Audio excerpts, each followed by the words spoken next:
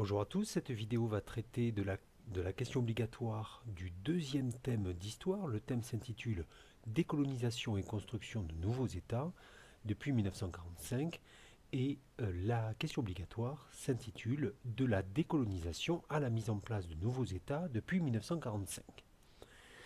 Après la Seconde Guerre mondiale, le contexte international permet une décolonisation massive en Asie et en Afrique. Or, les États nouvellement indépendants doivent faire face à de très nombreux défis.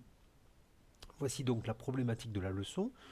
Comment les nouveaux États indépendants se construisent-ils en étant partagés entre les impacts de la colonisation et les défis futurs qu'ils auront à relever en tant qu'État indépendant.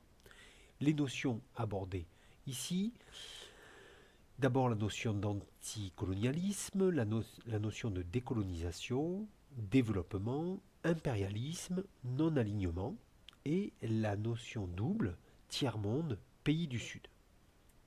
Tout d'abord, grand 1, les mouvements de décolonisation 1945-1975. Voici la première notion bac de cette leçon, la notion de décolonisation. C'est un processus, c'est-à-dire un ensemble d'événements, violent ou pacifique, qui permet à une colonie d'obtenir son indépendance. Alors il faut expliquer les débuts de cette décolonisation. D'abord, petit 1, la remise en cause progressive des empires coloniaux. En effet, à partir du XIXe siècle, certaines puissances européennes se lancent dans des conquêtes coloniales en Afrique ou en Asie, ce qui aboutit à d'importants empires coloniaux. Dans ce type d'empire, les relations entre la métropole et ses colonies sont fortement déséquilibrées. On peut définir métropole et colonie. Métropole d'abord, en histoire, parce que c'est aussi un terme de géographie, mais là on est en histoire. Terme qui désigne la puissance coloniale, l'État colonisateur. La colonie étant un territoire occupé et administré, c'est-à-dire géré, par un État étranger. Or, à partir de la Seconde Guerre mondiale, on va avoir de nombreuses causes qui favorisent la remise en cause des empires coloniaux. D'abord, la première cause, ça va être l'apparition de l'anticolonialisme, qui est apparu dès les années 20 et qui prend son essor après la Seconde Guerre mondiale. L'anticolonialisme est porté par de grandes figures telles Ho Chi Minh au Vietnam ou Mohandas Gandhi en Inde. Définition d'anticolonialisme, ensemble des idées et des actions qui remettent en cause la domination coloniale. Mais il y a aussi d'autres causes, par exemple le rôle de l'ONU. L'Organisation des Nations Unies, qui est fondée en 1945, or dans sa charte fondamentale, l'ONU reconnaît le droit des peuples à disposer d'eux-mêmes, c'est-à-dire à se gérer eux-mêmes, ce qui met bien en cause les rôles des métropoles des empires coloniaux.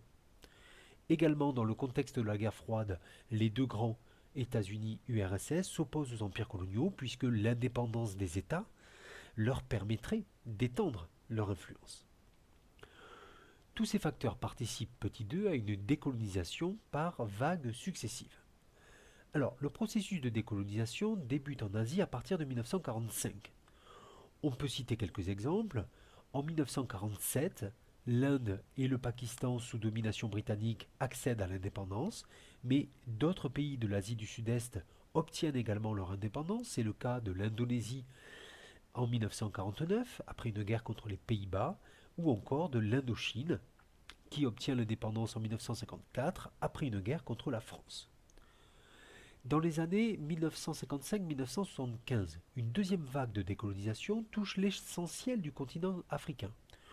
On peut citer par exemple le Maroc et la Tunisie qui obtiennent leur indépendance en 1956, tandis que l'Algérie doit attendre jusqu'en 1962 au terme d'une guerre très, très violente. Grand 2, les défis politiques, économiques et sociaux. Alors, ces nouveaux États doivent faire face à ces trois types de défis. En effet, une fois sortis de l'impérialisme, les nouveaux États indépendants doivent faire face donc à ces défis, l'impérialisme étant la politique de domination d'un État sur un autre territoire. D'abord les enjeux politiques.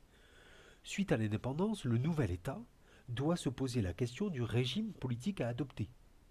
On entend par régime politique la forme prise par les institutions politiques d'un pays. Dans beaucoup de cas, le pays va devenir un État autoritaire, voire une dictature. C'est le cas de l'Afrique subsaharienne par exemple.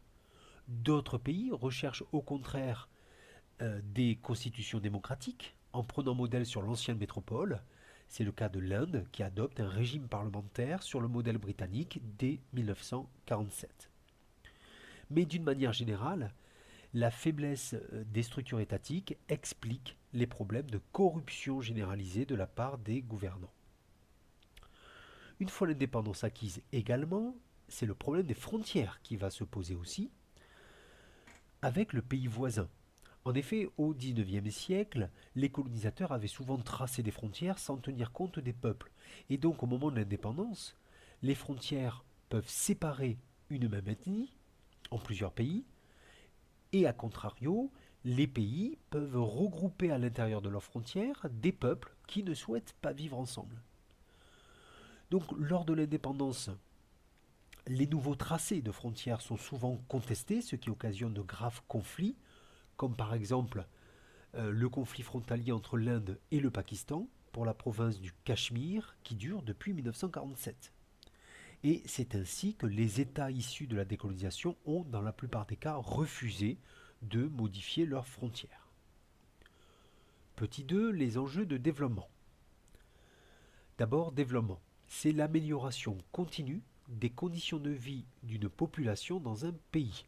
Le développement se différencie donc de la richesse. En effet, après l'indépendance, la plupart des anciennes colonies sont confrontées à des difficultés économiques et sociales très fortes. La croissance économique extrêmement importante entraîne une non-satisfaction des besoins premiers des populations et de plus, ces pays doivent faire face à une urbanisation accélérée du fait d'un exode rural massif dans la seconde moitié du XXe siècle. Et donc, à partir des années 50, on commence à utiliser l'expression de tiers-monde pour désigner ces pays économiquement faibles. Alors, d'abord, la notion de tiers-monde, c'est une expression utilisée à partir de 1952 par le démographe français Alfred Sauvy pour désigner les pays nouvellement décolonisés mais qui cumulent les difficultés économiques. Aujourd'hui, les pays en développement sont appelés les pays du sud économique. Là aussi, c'est une notion bac. Donc les pays du sud, c'est une expression qui désigne l'ensemble des pays en développement par opposition aux pays du nord économique. Grand 3, s'insérer dans les grands équilibres du monde. Alors, tout d'abord, s'affirmer, petit 1, dans un monde bipolaire. Les années 1945-1991 sont marquées par l'affrontement Est-Ouest dans le cadre de la guerre froide. Or, les États décolonisés tentent pour la plupart de s'extraire de la logique des blocs en formant un ensemble indépendant. Ainsi, en 1955, de nombreux dirigeants des pays du tiers-monde, comme Nehru pour l'Inde ou Nasser pour l'Égypte, se réunissent lors de la conférence de Bandung en Indonésie. Ces pays condamnent le colonialisme et refusent l'insertion dans les blocs. C'est surtout à Belgrade, en 1961, que, lors de la conférence de Belgrade, que ces pays réaffirment leur refus des deux blocs et ils fondent alors le mouvement des non-alignés. Là aussi, c'est une notion bac. Donc non-alignés, position politique de certains pays du tiers-monde qui refusent de rejoindre le bloc occidental ou le bloc communiste. Pourtant, cette position politique commune ne dure pas, car les États du tiers-monde expriment des divergences politiques et économiques. Petit 2, s'insérer dans la mondialisation. En fait, à partir des années 1960, les nouveaux pays indépendants prennent conscience, pour la plupart, qu'une insertion dans le système économique mondial est nécessaire pour assurer un niveau de développement satisfaisant. En 1964, une conférence des Nations Unies pour le commerce et le développement, qu'on appelle la CNUSED, est créée. Elle fonctionne toujours aujourd'hui d'ailleurs. Elle est créée donc au sein de l'ONU par 120 pays, dont 77 en voie de développement. Dans les années 80, de nombreux États du Sud ouvrent de plus en plus leur économie aux échanges internationaux. C'est le cas par exemple de ce qu'on appelle les dragons d'Asie, c'est-à-dire la Corée du Sud, Hong Kong, Singapour, Taïwan, que vous avez sur la carte, et qui sont les premiers pays d'Asie à s'industrialiser dans les années 80. Alors aujourd'hui, ce sont des pays dont l'économie est largement tournée vers le tertiaire, mais dans les années 80, l'économie, le décollage économique est fondé sur l'industrie. En fait, du fait d'une inégale réussite économique des pays, la mondialisation a accentué les différences entre les pays en développement. Certains États sont considérés comme étant émergents parce qu'ils se sont insérés dans la mondialisation, tandis que d'autres restent très à l'écart de la mondialisation à l'image des PMA, pays les moins avancés. Ainsi on emploie l'expression pays des Suds pour qualifier, c'est-à-dire au pluriel, pour qualifier l'ensemble des pays en développement. Voilà, c'est la fin de cette leçon. N'hésitez pas à laisser un commentaire si vous avez une question à poser ou si quelque chose vous paraît encore obscur. Et voilà, j'espère que cette leçon vous a aidé.